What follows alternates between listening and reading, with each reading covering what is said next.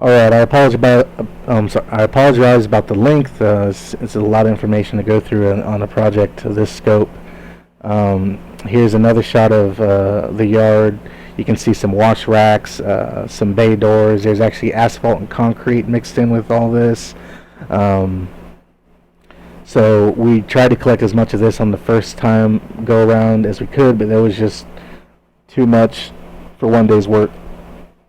So the second trip out into the field was to locate additional corners after we did a little more research and pipeline markers, and luckily one call finally got out there, Texas 811, and had actually marked some things on the ground that we didn't have the first time.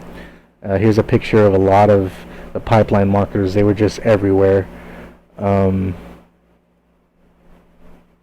And then, we did a couple of rounds of trips to the field to just keep collecting more and more information as we did more and more research. And, once everything was settled and we got the boundary resolved and sent off the final plats, we set the corners, we set a bunch of iron rods, and we had to set one drill hole where the corner landed on some fresh concrete. And there's a picture of that.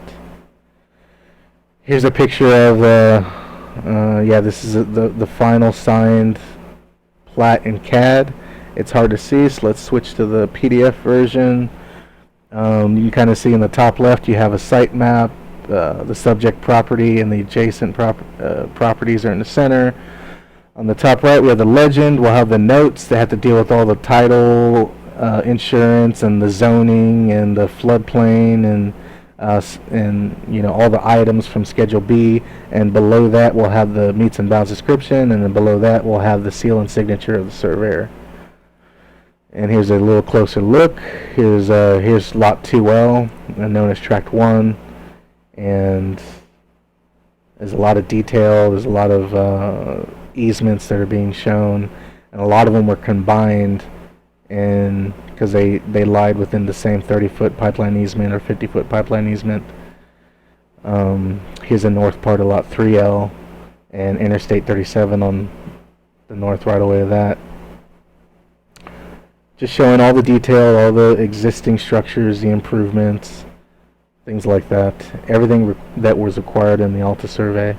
And then on the right side we have the meets and bounds descriptions for the two properties. And that's, thanks for your time. I'm sorry this went a couple minutes long, but I love surveying. I'll be taking my RPLS soon. There's no other field that I can think of that allows me to work in the office with a great bunch of people and have the ability to go out in the country and see, beautiful countrysides and hang out with lovely ladies such as these. Thank you for your time.